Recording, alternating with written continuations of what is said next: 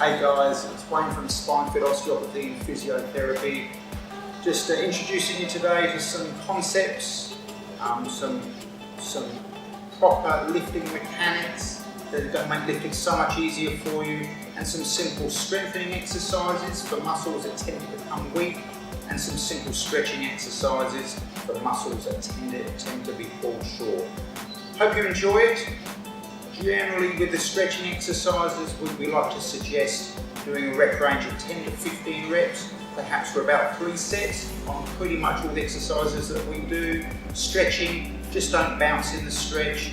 I like to hold stretches for about 30 seconds, and I don't go to the sensation I can feel something's tearing. It's not an intense stretch, it should be enjoyable for you. Hope you enjoy it and look forward to achieving great results with your back care.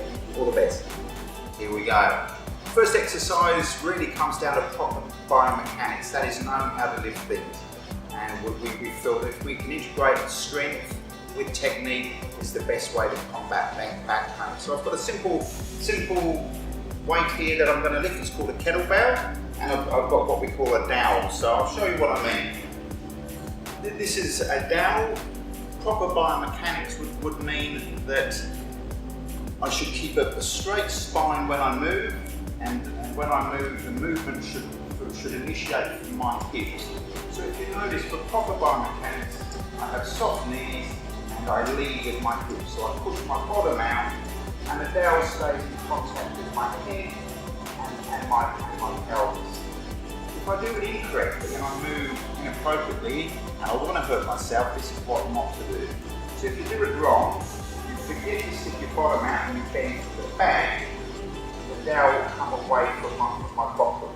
That's going to expose my lower back to injury and would be a terrible idea. So the way that we should move should be to do a simple hip hinge, which is soft knee, bottom back, and then from there to lower ourselves, we just bend the knees. As you can see, the dowel is still in contact with my bottom and with my head. So I've got good mechanics when I initiate the lift. So I'll show you how I would lift an object. Object being a kettlebell. If I was to lift an object, I'm going to bring my body close to the object. I don't want to have a long way to reach, and I don't want to stress my lower back. So I'd always come close with a good base of support. So my legs are just outside of shoulder width apart, and I would do those mechanics again with a hip hinge, bottom back, looking up, then I drop the knees, still got a straight back. I would look down to pick up the object, then I would be looking up, so I've got a neutral spine, drive through my heels, drive through my hips. And so drop the object, hips back, same mechanics, do a squat.